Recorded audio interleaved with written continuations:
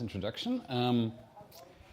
So another talk about WebAssembly. At this point, I almost feel like a one-trick pony, to be honest. But so when Jay and Hannes invited me to give a talk here, they asked me about talking about Wasm GC, but I had to point out that I just gave a talk about a keynote about that at MPLR like half a year ago. So I decided to basically broaden the topic much more to what's the story with memory in WebAssembly in general, right? And I will talk about GC a little bit, but won't have time to go into depth because there are so many other things to cover. So it will be a bit like here and there, but I hope it's still interesting. So yeah, WebAssembly. Oops. Yeah. Come on. No? Or Wasm, as we usually call it. I guess you've all heard about it at this point, right? But I want to give you the one slogan that really describes how you should think about it. It's a virtual machine, and particularly it's a low-level virtual machine. So virtual machine in the same sense that a JVM or something like that is a virtual machine, but very different in the sense that it's low-level. And that's a key design point of Wasm. So what do we mean by that? This isn't really.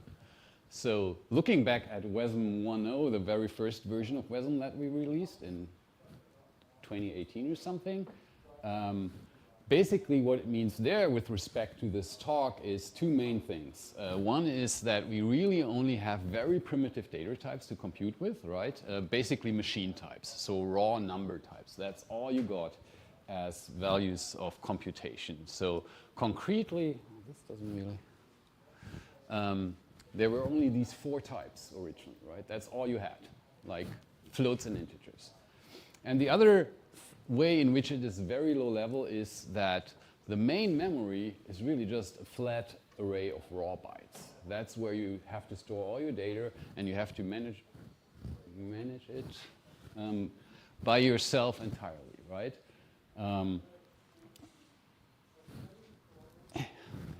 Probably should so, and it's so primitive there isn't even a notion of pointers, right? All you have is integers, and you use those to index into that flat memory.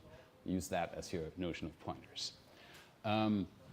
So to give you an example, if you've never seen WebAssembly before, like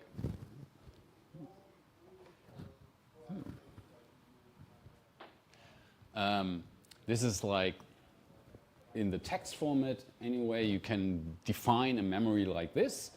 And what that says is, okay, define me a memory with 5 pages. Initialize it with zeros, and a page is defined to be a 64K block of memory. So you have to give like an initial size, and it can be anything from 0 to something much larger. And then you have instructions for operating on this memory, like the load instructions you would expect from a CPU, for example. And we can describe these instructions with what we call instruction types, which look like this in WebAssembly. So this is telling you this instruction pops an I32 from the operand stack, so WebAssembly is a stack machine, and pushes back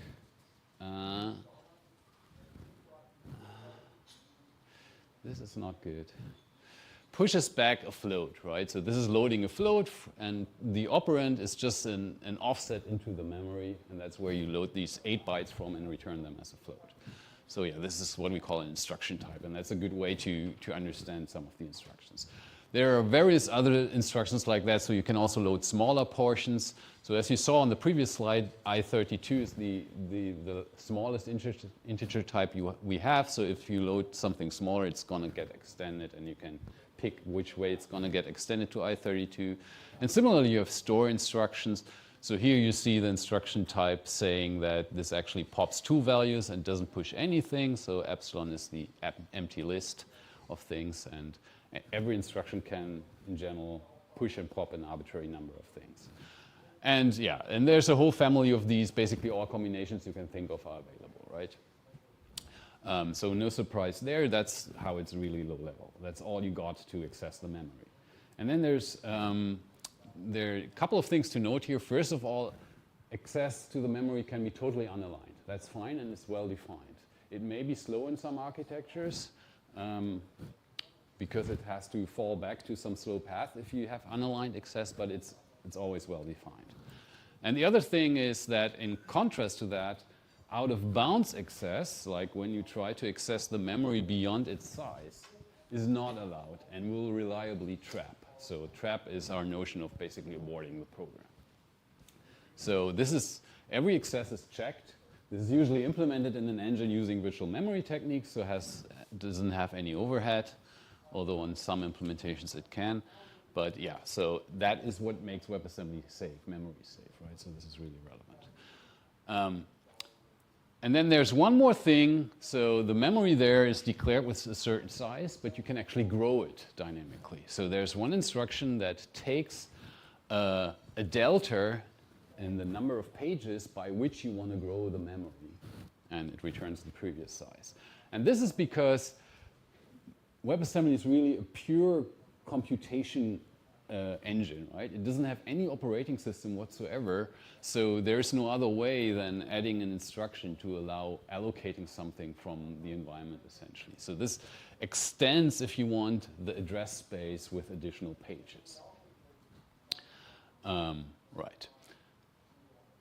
So this is a very simple model, which is nice, right? It's easy to implement, and it's easy to implement efficiently, but it has another upside, which is really that this is what provides language neutrality, right? By being low level, by being an abstraction of the hardware and not of any specific language constructs above you, we are really achieving language neutrality in a way that would otherwise not be possible. So as far as I'm concerned, that is the only way to actually be language neutral, because with any sort of more high-level mechanism, you inevitably start being biased towards certain languages, certain notions of programming language. And that also means that when you compile a high-level language to Wasm, of course, you have to basically do the same thing that you have to do when you compile to native code, right? And that's fully intentional. So. And that's also, I mean, you have to do more work in some cases, but it also means that an existing compiler to native hardware, you should be able to just write a WebAssembly backend for that without having to redo the entire compiler pipeline. So in a way, that's also a feature. Just one thing. Would you mind reduce the resolution of your laptop a little bit? Maybe actually help. The resolution. Maybe full HD or some reduced resolution. Okay, let me try that.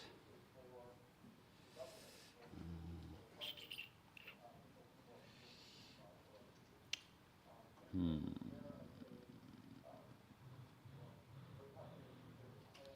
do I even... I'm not sure where I do that, actually. Yeah, but... How...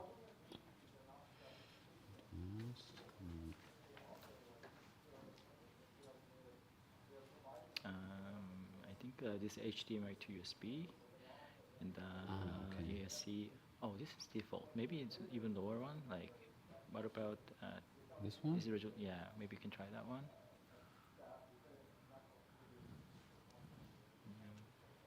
Let's try again.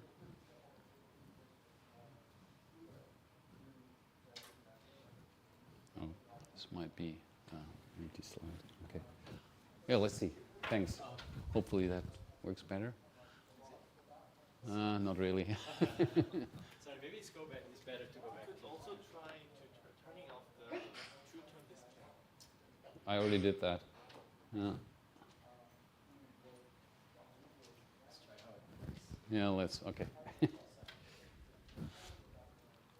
Okay, where was I? Oh, sorry, that was too fast. So, yeah, basically you should think about WebAssembly. Another way to think about it, instead of a virtual machine, it's really a virtual instruction set architecture, right? So very close to CPUs. And the idea is that every WebAssembly instruction has a one-to-one mapping to actual hardware instructions. In the first approximation, there are some couple of exceptions, of course, but right. So, so that is the basic kind of picture that many people have of WebAssembly. You've seen it and how it's often represented. But it's actually a bit an oversimplification and a misrepresentation of what's going on with WebAssembly. And I've seen that representation in papers even. So I want to point out a couple of things in which it is actually a bit more than just that. So there are some myths, I call them here, that I have seen in various places. So the first myth is that this is the only memory you have. That's not true, right? Because WebAssembly has at least two other things, other parts of global state, which are global variables. They are what you would expect, and tables. So I don't think I have to explain what globals are, but tables, if you don't know WebAssembly, might look a bit weirder, so let me briefly explain why we have them and what they are. Basically, they were a way for the original version of WebAssembly to be able to map C to WebAssembly, in particular the notion of function pointer in C. So this is how they work. So imagine you want to compile a program that has a bunch of functions in it, doesn't matter what they are, and you want to be able to form pointers to these functions to be able to compile C, right? Or represent something similar to C. So the way you do that in WebAssembly is you define a table, let's say of 5 entries to hold the 5, to correspond to the 5 functions, and you have to declare that's a table of function references. And in Wasm 1.0, that's actually the only type a table can have, so it's kind of was a forward-looking syntax if you want. And then you can initialize this table with the functions that we have defined before. So this is saying at offset 0, put in these entries into the table, and that initializes them at startup of the module this is defined in. And then we can have code, for example, some function caller that wants to call through a function pointer. And this function pointer we can now represent as an I32 simply, and that's just an index into this table. So we have this indirection through the table to access the functions when we want to call them indirectly. And there's an instruction to do that, call indirect, which operates on the table and indexes into it and then performs the call. And the point here is that this allows us to emulate function pointers without actually exposing physical code addresses, right, which would be totally unsafe. So these are just indices into the table. The table is also bounce checked when you access it, and all you see in your memory is really just integers that are indexes in the table. You never see, you're never able to observe code addresses, and that's important for safety, security, all that, right? Okay. Another thing I've seen in various papers and formalizations of WebAssembly or static analysis tools is the assumption that tables are mutable. That's not actually true. In Wasm 1.0, there are no instructions for mutating tables, but you can mutate them from the outside. So if you export a table to the host environment, for example, on a web page that might be JavaScript, then JavaScript has an API for mutating table.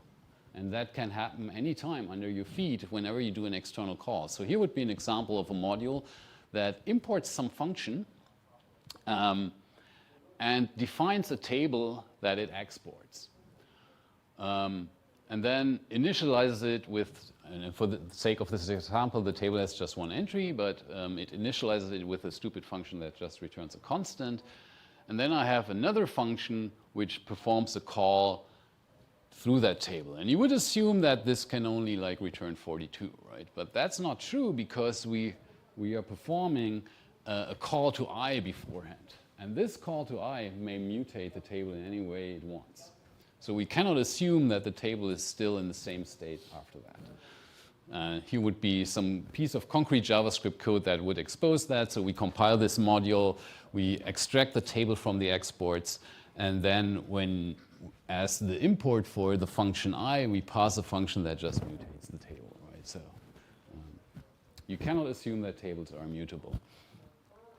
And finally, another thing that is often misunderstood, that's probably the most subtle one in a way, is that there is only one memory.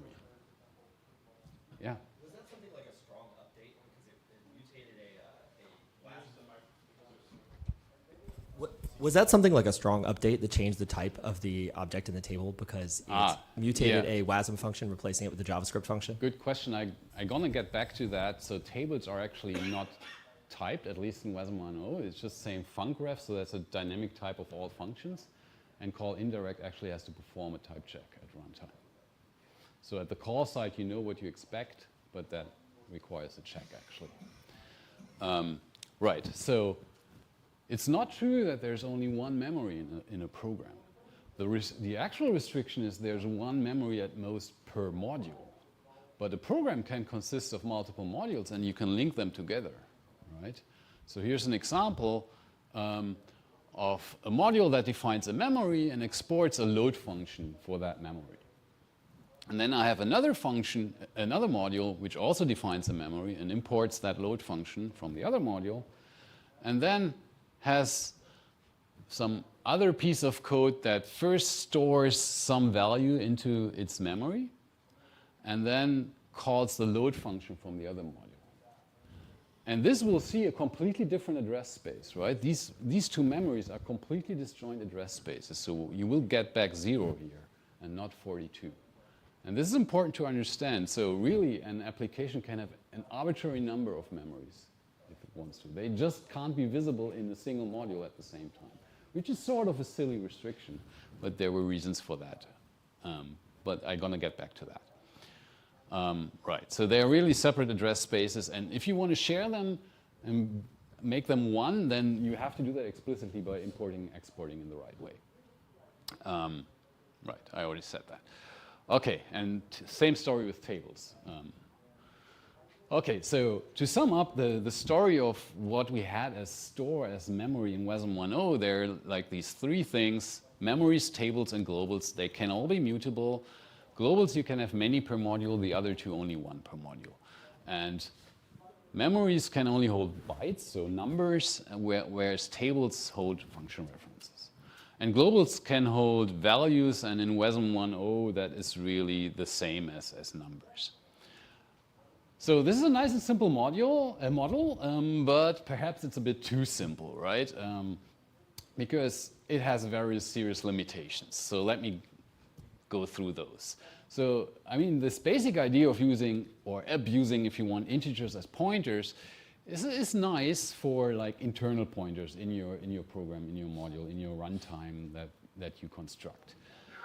It's not a great thing if you need to handle external pointers, so pointers that the host environment gives you, like on the web, pointers to some JavaScript object, right? What do you do with these? You can't expose their representation. That would be completely unsafe, right? In the same way, exposing function addresses would be completely unsafe. So there isn't really a good way to handle this. And you cannot allow them to be stored in the Wasm memory as well, because that would expose them.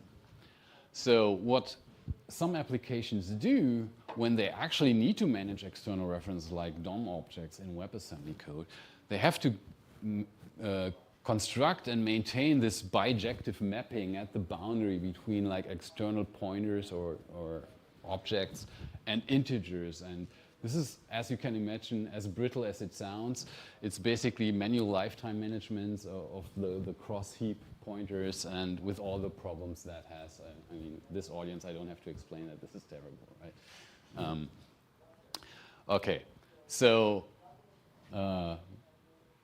and I mean, function tables have a similar problem. So we have function tables, and the idea is that they basically abstract away function pointers, function addresses. But that also creates a limitation that, okay, now I can only statically initialize it, and that might be quite limiting. There's no way to dynamically like initialize or mutate a table from within WebAssembly, which you often might want. So one particular pattern where you want that is if you want to implement dynamic linking, right? Then you actually want to add entries to a function table later, things like that. So, and the other thing is, coming back to your question, because we don't really know the type of the things in the function table, we have to perform all these type checks. because our type system can't track what's in the table, and it can be heterogeneous. And that was actually very intentional, because to compile something like an OO language like C++, you need to represent vtables in memory, and those are like totally heterogeneous, right? And it would be pretty messy if you had to distribute that over multiple tables. Okay, and these are reoccurring issues. So there are various proposals in the pipeline for WebAssembly, like exceptions and continuations and garbage collection, which I'm going to talk about later, which all run into the same issue. You have some notion of pointer in the underlying implementation, like the engine, but you cannot expose that to the user space because that would be unsafe, right? So how do you handle these? And with Wasm.2.0, which arrived like 2-3 years ago, like one of the main additions there was hence this new notion of references. So references are now a new form of value, which are really first-class pointers. And for Wasm.2.0, there are only two reference types, which are function references and external references, like the two ones I talked about. But of course, with the idea that we can extend that later to many more. And importantly, these are opaque values. You can never like observe their concrete representation, which also implies that you cannot store them in memory. Okay? That would again be unsafe. And you cannot convert them to numbers either. So this is really essential for security and safety. But okay, so you have these things, but how do you store them then if you can't put them into memory, right? And there the second idea was that we're going to repurpose the notion of table we already have and generalize it. So instead of just allowing functions to be stored there, we can now store arbitrary references. And also because we now have multiple different table types, we also have to allow multiple tables that correspond to different types. So. And we add instructions now to actually manipulate tables from within WebAssembly. And in the same way you have memory grow, you have something like table grow now because you actually need to have the same amount of generality. So the general picture now is that WebAssembly values are separated into two categories. We have numbers and we have references, and they're really disjoint, right? And numbers are these like primitive number types. There's another new one in 2.0, which is the vector type, which I'm not going to talk about here. You can think of it as another number type if you want. And for references, for now, we just have these two.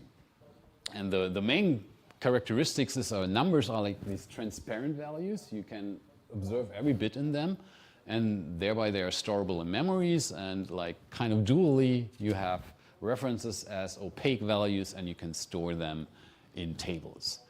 And value and globals can hold either of those. And yeah, so basically this means we have created the symmetry where tables are to references what memory was to numbers. Okay? So going back to like the summary of Wasm 1.0, what has changed now in Wasm 2.0 is that we can now have many tables and they can hold arbitrary references, and values can also be references. So this was a relatively minor update to the language, but I mean this is somewhat fundamental. And this is still, this is still arguably fairly simple and nicely symmetric, having these two kinds of storage, right? But really, we're just getting started. So there's still some limitations here. First of all, we still only allow one memory per module being accessible. And there are actually many use cases for multiple memories, as it turns out. So without going into too much detail, you want to like, be able to encapsulate memory. So like a module might want to have a private memory for itself and a public memory to share with others for safety, security reasons. You want to do virtualization or instrumentation where you have a side memory to put in stuff without changing the actual code, things like this. But it's pretty annoying that you can't do that in an efficient way, right? In particular, like any access to a secondary memory now requires a cross-module call because that's the only way to access another memory, right? And moreover, there's absolutely no efficient way to copy between memories. You really have to do that word by word using cross-module calls, which is just silly.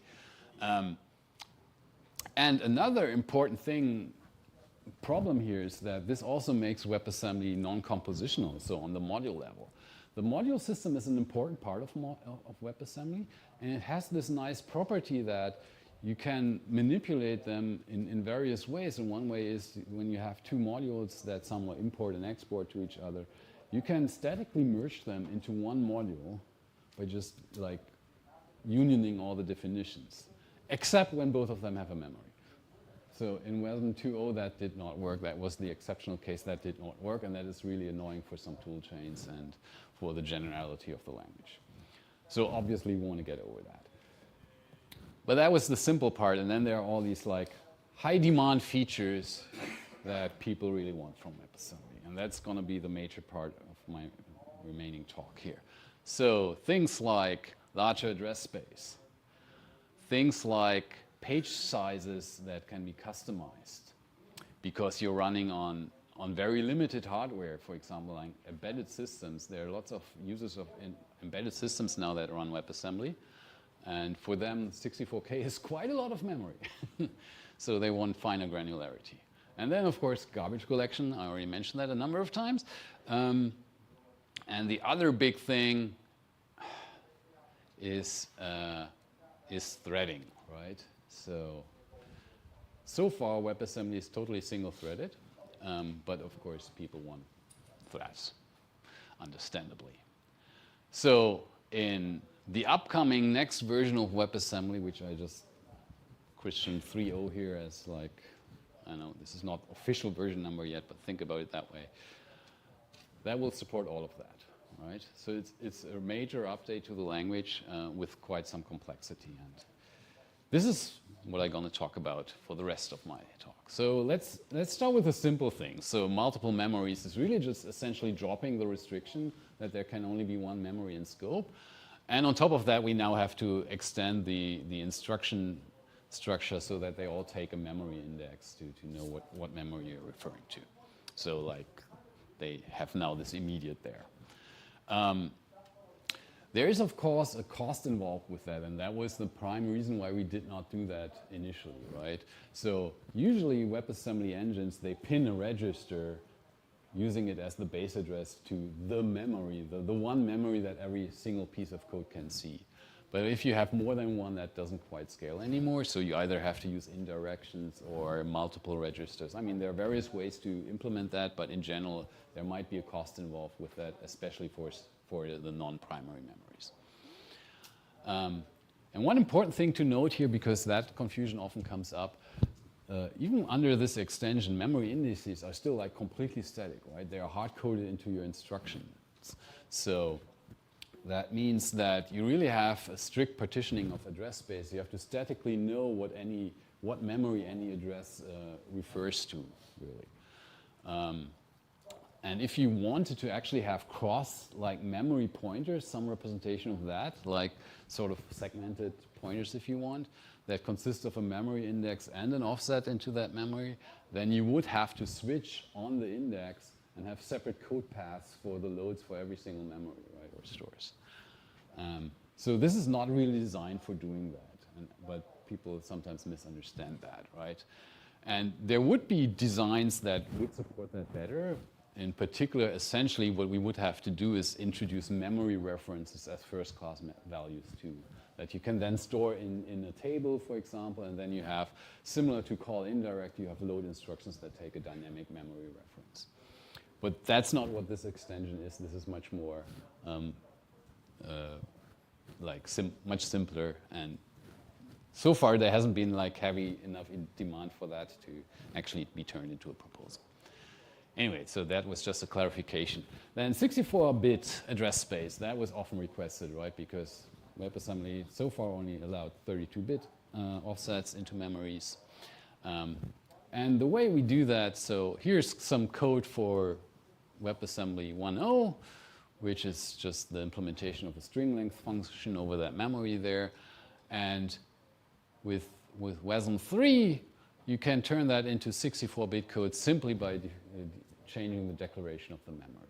So we introduced this notion of an index type now, which you can declare with your memory, and that determines what the type is with which you index into that memory. So the type of instructions over this memory are now determined by this declaration.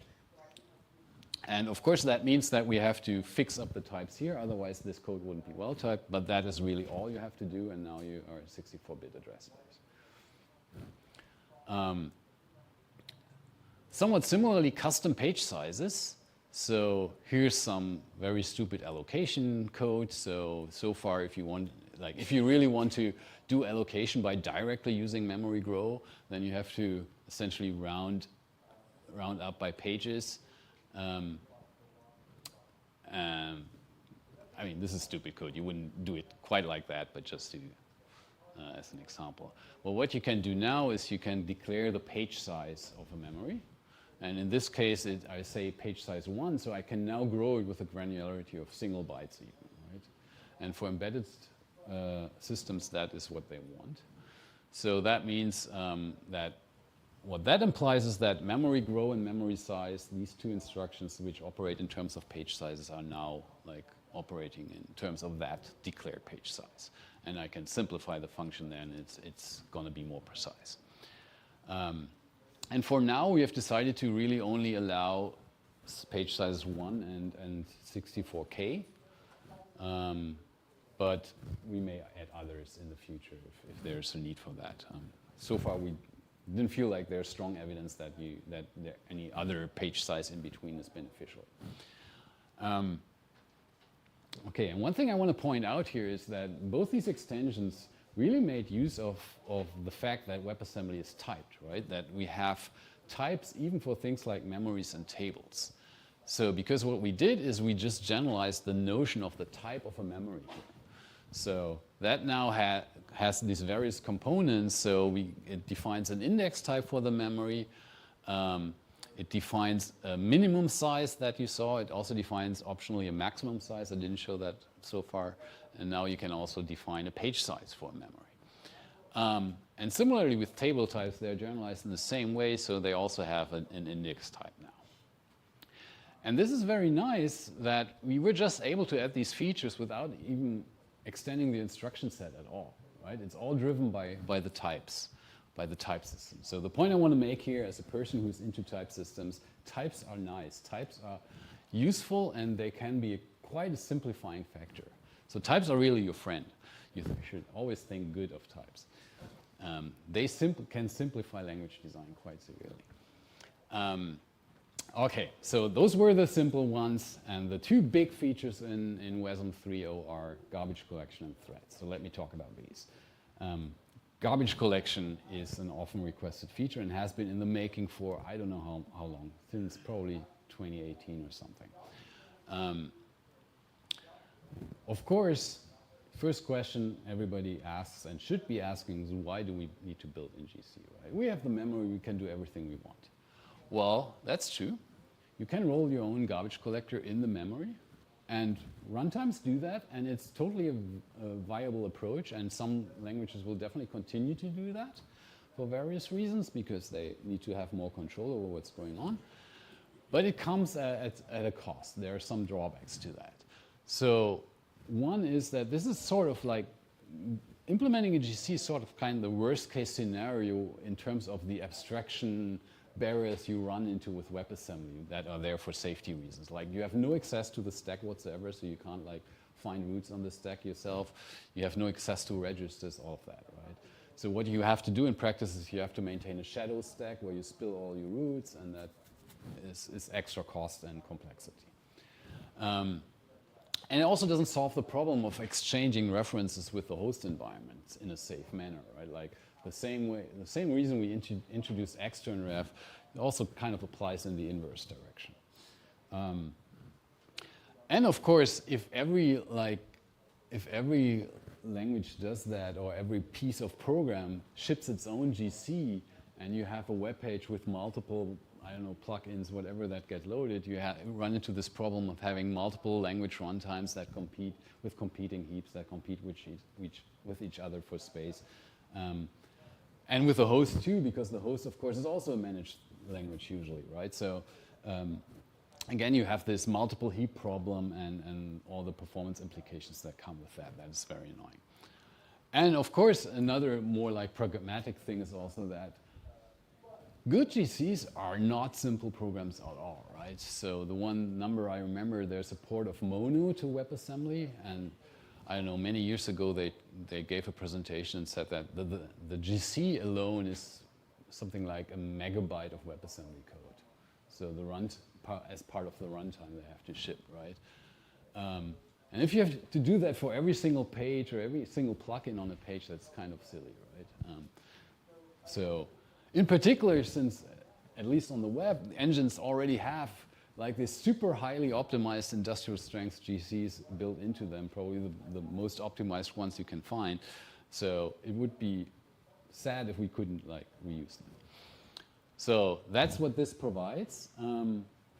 But at the same time, we want to stay true to the idea of WebAssembly being a low-level language. And obviously, there's kind of like a conflict there, right? Like, what does that mean?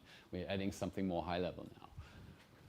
And the slogan I've been using for some time now is about what WebAssembly is supposed to be is like really as low-level as you can go, right?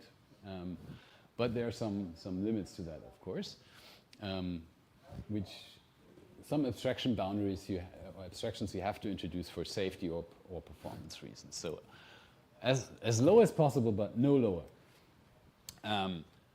But that also means there are some very explicit non-goals with the GC extension. So first of all, like the direct consequence of that, no high-level constructs, right? In particular, God beware, no object system. Like we don't want to build anything like that into WebAssembly. Also, it doesn't give you any like magic, seamless multi-language interoperability. So this is also a thing that people are often confused about when they hear about the GC proposal. They now expect that, now all these languages can talk to each other easily. No, not at all. That's not what this gives you. And that was actually never a goal for WebAssembly in the first place, right? Language interop or seamless language interop was never a goal for Wasm at large. And the reason is that I mean, there's simply way too much diversity across languages. If you have seen N language implementations, you know that this is never going to fly, really. There are so many impedance mismatches, even between closely related languages, that in reality this never works. Unless you turn one language into the other. And the observation is here, like if you want this interop, well, what do you do in native space, of course, is you define ABIs, right? And you can do the exact same thing with WebAssembly. There's nothing preventing multiple compilers from agreeing on some ABI, but that is completely separable from the actual WebAssembly specification. That could be a completely separate standard on top of WebAssembly. And from my perspective, this is really key to Wasm's success as a language-neutral abstraction, that we do not try to solve this problem. Okay, so what do we do then? Like, what is it that we add as GC? Like, really the bare basics? Well, we only give you a way to describe memory layout, like things you want to allocate. And that's what the types describe. And so these are not at all like source level types. They don't have the same complexity. So they should really be easy to produce by a compiler, but also to consume by an engine. And what that means, of course, is that if you have a high-level language with some Rube-Goldberg type system, then you have to lower this type system into WebAssembly types. The same way you have to lower code, right? You have to lower types. So you have to map these types into representations in the runtime. And basically, you're describing to the GC the layout of the data structures, the same data structures you would use in a native compiler or if you compile to the linear memory, right? But you declare them to the GC so that it knows how to handle them. But that's all you do. And all this is also supposed to be pay as you go. So if you don't allocate anything, then you shouldn't pay any overhead at all. Right, so what this ends up being then is really the GC extension just adds 3 basic things that you can allocate. It's tuples, arrays, and actually scalars.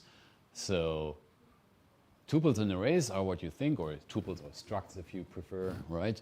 And scalars are a way to also expose the idea of having tag pointers like unbox integers. So being low level, this is pretty important. Like all serious production engines for high level languages use some form of pointer tagging, or most of them anyway. And so you want to be able to do that as well when you compile to WebAssembly. And one thing I keep forgetting to point out, and people then ask me, is like the GC heap is like completely separate again from any memory or any other kind of store in the WebAssembly engine, right? So it's not mapped into the heap because that into a memory, because again that wouldn't be safe. Okay, so more concretely, we now have new forms of type definitions in WebAssembly, so you can define structs or arrays, and we have new forms of reference types, which are reference to a particular type, right? So where we before just had funcref and anyref, you now have like fully typeful references that concretely say what you're pointing to. And you can also have these for function types now, by the way, which I won't really talk about here, but you also have type function pointers as a side effect of this. And the other thing you have, which are these scalars, is like this special thing called a reference to an I31. So, and it's called that because, well, we have to reserve one tagging bit. So the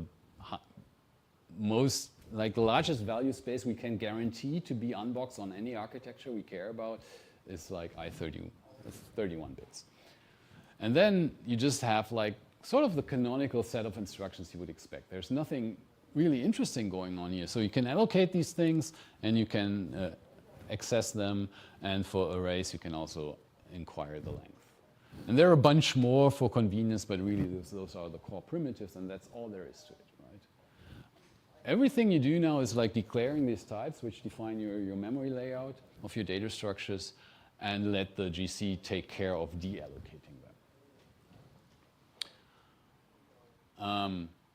So yeah, typing here is important because the references now are like, as I said, they are now concretely typed, and this gives you strong typing, and that is important not just for safety, but also for performance, right? So this really says, I have a reference to a non-null reference here to a point data structure, and that means that I can compile this access to that data structure without any check whatsoever. It's directly compiled to a load instruction in hardware, right?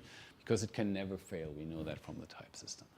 And these types are also like transitive, you know, transitively what things are pointing to. So when I have a reference to points, which is an array of points, then when I get an element of that array, I also know its type, right? So like you would expect from a fully typed programming language. You have subtyping too. I'm not going to talk about that, but it's also important for avoiding unnecessary overhead. However, of course, like there are super powerful type systems out there, right? And you can't expect that you can map every type system in the universe to WebAssembly in a type preserving manner. That will never work, right? So we can never have a type system that subsumes everything out there. So there absolutely has to be some escape hatch, and the usual escape hatch is you have some form of cast, right? So these are casts that take a reference of some type and you check that this is actually having a specific subtype you expect. And the types, again, being just the shapes of the data, right? So this checks kind of like a type descriptor in the object, in the heap object. And there are a bunch of instructions for that, like more or less what you would expect. Right. So how much time do I have left on this? 20 minutes, okay. So I try to briefly run through at least part of an example I had before, which is how would you use that now? And the classic example is how do we compile classes, right? So let's take some pseudocode object-oriented language. I have a class that defines one instance variable and two methods. And let's say I also have a subclass of that extends it with another instance field and another method. So the way you would compile it usually on native hardware is, well, you represent instances as these objects which have all the fields there, and the first one is a reference to the method table. Like in the C++ universe, they call that the V table, right? And the V table again is just some tuple of function pointers essentially. And similarly for D, like the subclass, the instance types are like the extension of that, the one for the superclass. And what is important here for this to be correct is actually that these are semantically in a subtype relation, right? And similarly with the class tables. So when we map that to WebAssembly, we actually have to somehow achieve this subtyping for real. So let's see how that works. So this one we can lower to a bunch of type definitions now. So the instances of C, they are just structs where the first field is a reference to the corresponding V table, like just following essentially the diagram, right? And then there's the I64 field for representing A. And the V table itself is again just a struct which has the reference to the functions. And here you can see that we also have type function references now. And all of these are non-null, right? You can actually distinguish in WebAssembly whether a reference can be null or not. I did not show that anywhere on the slide, but if you say ref null something, then it's a nullable reference. And here we don't need that.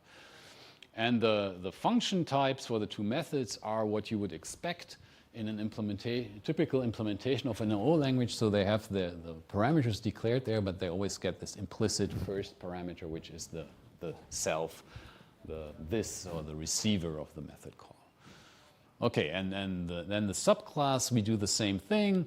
Now this is extending that type with the additional field for B, and similarly the V table here is extending that one with the additional field for the H function, which has the corresponding type. And it turns out that when we do this, these are actually in the subtype relation we need in the WebAssembly type system. We can declare them that way, and that will work out.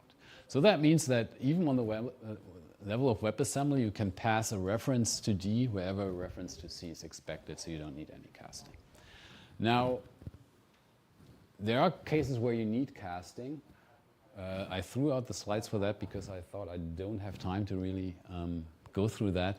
But the point is, when you override a method, then you get into this usual like covariant parameter issue, right, with the receiver. So that means when you compile a method that is an override, then the first thing it has to do is a downcast on the receiver parameter to its own type. But that is the only place where you need that when you compile like a simplified object-oriented language. Okay, so that is the whole idea. Really, you basically do what you're already used to, but you have to make it a bit more explicit by declaring these types. Yeah, and this is how a piece of code would look. So this would be the implementation of the method f now, which is really just accessing the receiver like this and then adding to it. And a call to that method through D, again, is compiled in the way you would expect. You call through a reference, so this is also a new instruction now, which is a call through a function reference, which is fully typed, so it does not require any type check, unlike call indirect. And the function you call is the one you get from by accessing first, like the first field of D, which gives you the V table, and then accessing the first field from the V table, which is the function f. And then you call that with the additional parameters, like the actual parameter and the self type. This is what you do in native code, so it should not surprise anybody. Okay, that's all I'm going to talk about GC here, because there's another big thing, which is threading. And that has also been in the making for a long time, It was almost shipping, or it was actually even already shipping in some browsers by the end of 2018, and then Spectre happened. And it was unshipped like in panic everywhere because we were now exposing concurrent, like high-performance concurrent storage and all, like there was a high fear that this could result in the ability to do timing attacks on WebAssembly through Spectre-like approaches. But now, like, and the other reason why it took so long was that, yeah, we'll get back to that, memory models, right? So, but let me first clarify what we actually mean here by adding threading to WebAssembly. It does not mean what you expect it means. So, unfortunately, it does not mean that we had the ability to actually create a thread. And this is really annoying, but this is something that was imposed on WebAssembly from the, like, web platform folks who really don't want this to happen in the web platform, because web platform is single-threaded. And they basically want to keep control over that. And there would be ways to completely encapsulate that, but still, like, it was a highly political topic. So instead of being able to create threads, you merely have the ability to observe that there are threads, and they are created on the outside. Like in the web, on the web, it would be a web worker, for example. In other environments, there could be other means. And of course, the actual functionality we're adding are now like instructions for synchronizing between threads, so atomic memory accesses. So, and basically the ones you would expect: atomic loads, stores, exchanges, and a fence instruction. Right, so again, we're utilizing types now. So what you have to do to use atomics or shared memories, you actually have to declare it. So a memory can only be shared between threads when it is declared to be shareable. And that has various advantages, in particular that, like, when you have a non-shared memory, you can access it more efficiently in many places. I will actually explain a number of other advantages. Let me first go through the example. So yeah, so this declares that the memory can be shared. And then I can implement something. I won't really walk through the code here, but this is an implementation of a mutex lock, and you can see, like, occurrence of atomic instructions in there, and they kind of do what you expect. Like, the first one is an exchange instruction. We have atomic store there, and then we have this other thing, which is a wait and notify queue. This is, again, a thing that's usually provided by operating systems, not really by hardware. But since we don't have access to an operating system, we have to turn it into instructions. Okay, so really, everything should be what you expect from atomic instructions. But the big thing now is we now have threads, we have shared memory, and we get into all the nastiness of memory models. In particular, we want to, of course, expose the hardware instructions without any additional cost, ideally, right? Or at least minimal cost, which means now we expose all the craziness of memory models in hardware. Relaxed memory models. If you ever had the pleasure to look at that stuff, it's disgusting. Right?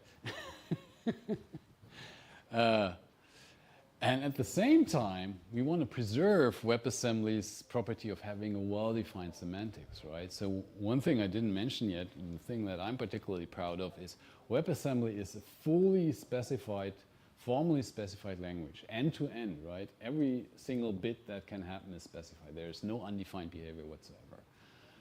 And relaxed memory models are usually not at all like that. They're quite brutal in allowing undefined behavior all over the place. So we have to deal with that. And that, again, because we have to be safe and we want to be portable, right? And roughly what we do here is we adopt something that is close to the C++ model, but with fewer features and, more importantly, a sanitized version. And for now, we also only provide sequential consistency for atomics, but that was just a decision for keeping it simple for now, and we can always extend that later. So I don't want to bore you with all the details of the memory model, but just want to point out a number of challenges we had for WebAssembly here that you don't usually have when you do something like this for C or some higher level language. So the one is, of course, the one I already mentioned, is that we have to avoid undefined behavior. like not an option at all, right? So even when you have data races or out-of-bounds access, all of that has to be well defined. It could be non-deterministic, so under-specified. There could be multiple different outcomes, but it still has to be defined. It has to be a set of possible behaviors. And the way we do that is essentially like non-atomic accesses essentially are roughly similar to the semantics for relaxed atomics in C++. So it's not really non-atomic, it's kind of more like relaxed atomics, including the ability to get out of thin air values, unfortunately. The other difficulty is we have bounds checks, right? So you have to model that as well, and they are kind of atomic with the actual memory access.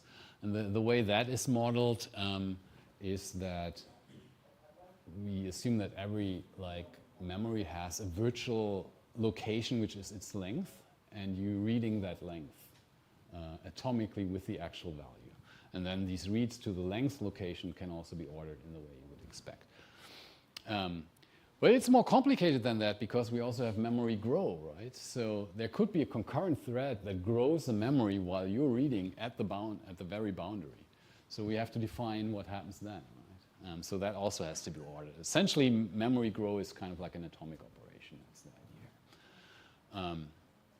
Then, of course, because our memory model is so low level, and you don't declare the type of locations, you just have these different instructions for accessing them. You can have all sorts of mixture in access, right? So you can mix the mode of access, like the same location could be accessed atomically and non-atomically, so you have to define what that means.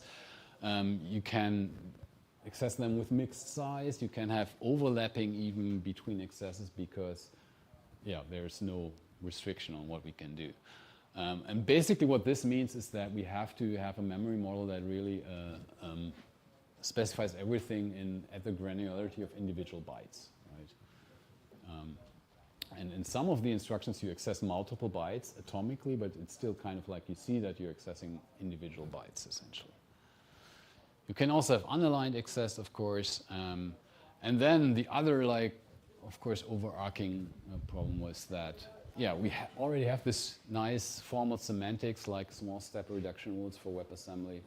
And then we do the usual thing of an axiomatic memory model, right? And how do we connect them? Like in something like C, that doesn't matter because there's no formal specification of the language. It's all just wishful thinking and some prose that says, okay, this is how it works. This is not good enough for us, right? We really have to make it precise mathematically. And the way we do that is essentially that the reduction rules become a label transition system.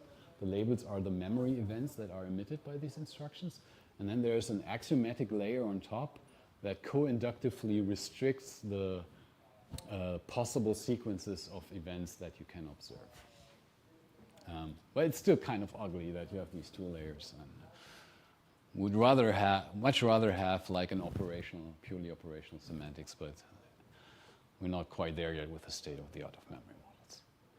Okay, and if you want to see all the gory details there in our Uppsala paper from a couple of years ago, I'm not going to bore you with those. So to sum up, with Wasm 3.0, and again, this is just an aspirational version number, we have generalized further. We now have many modules per store, and modules can be shared.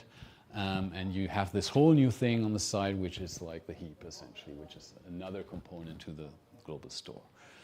And as you can see, this is a new dimension we're introducing here. And there's this restriction so far that only memories can be shared, right? So the next thing we have to do, and there's active work on that, is after the next release, we want to generalize this to everything being shareable. So that's called the shared everything proposal.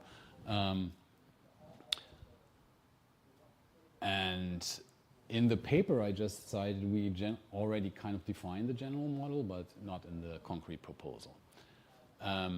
So the idea there is that this shared annotation is available on all these things and references as well. So you can declare everywhere precisely where something could be observable by a concurrent thread. So it's always explicit in the types whether something can observe concurrency. And then there is the restriction to make that meaningful that any shared piece of storage cannot point to non-shared storage. So non-shared storage must never be reachable through shared storage, because that could break this invariant that you can only observe threads through shared things. And in particular, that even holds for functions, right? So functions can be declared shared as well, and then you can share a reference to them.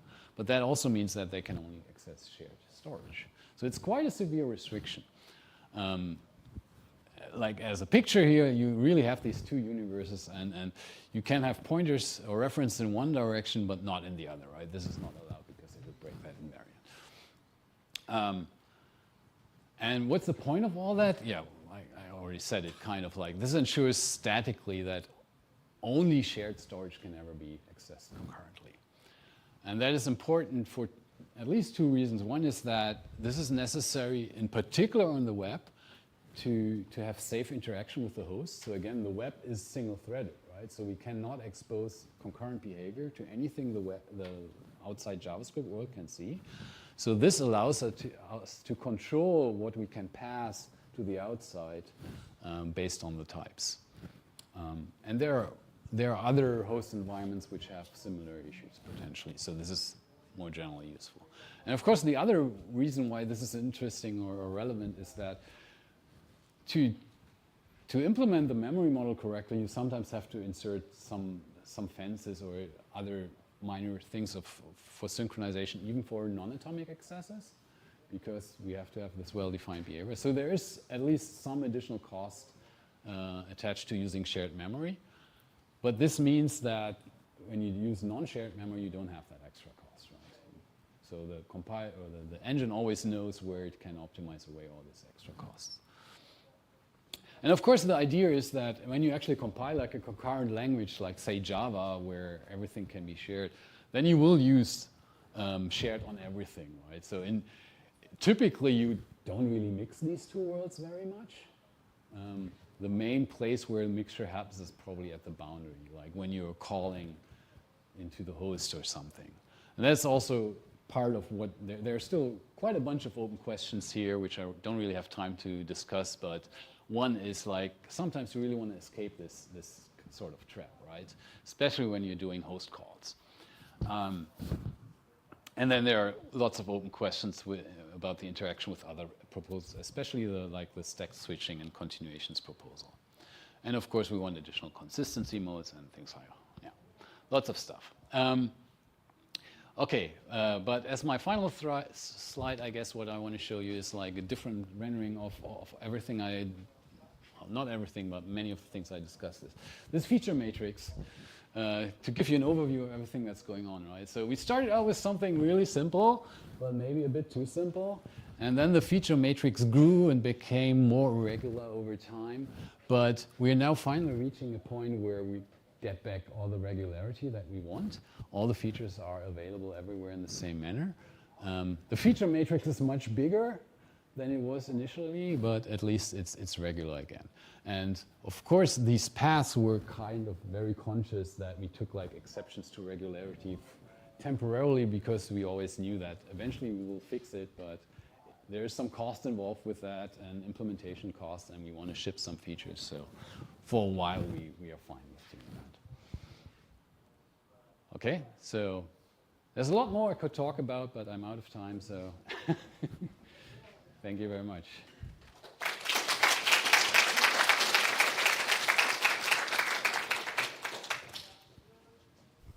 We already have time, but maybe a few quick questions. Please use the microphone in the front here. Thank you, very good talk.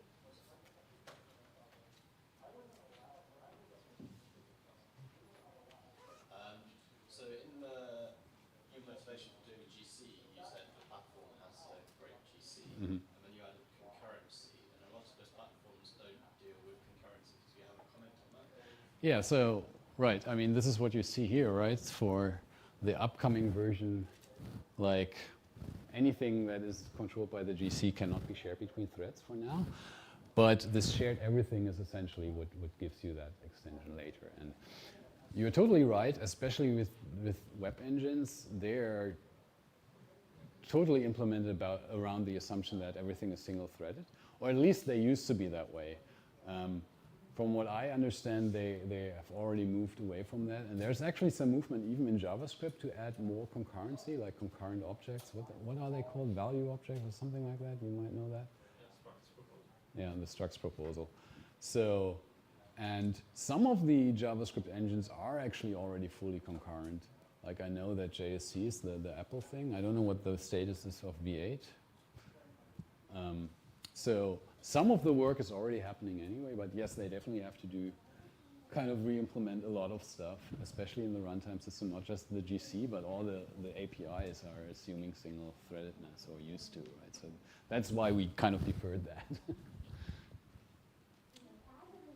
Are there any good examples of languages that either do or could target Wasm that have enough of a static delineation of their shared data that they could use both non-shared and shared memories efficiently?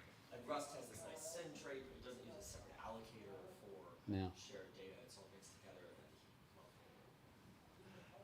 Yeah, I mean, as I said on one of the slides, like usually you're either in that world or in that world. I can't imagine any language that makes fine-grained usage of this separation. Maybe there is a good use case for that, but really it's more about the boundary of the runtime, essentially, where you want to make this. Haskell, you could perhaps put all the pure data in non-shared memory. Yeah. The IORFs. Yeah. Yeah, I mean, I would love to see that, right? If people actually make use of that feature more intelligently, but so far I'm not aware of anybody having tried that or proposed that.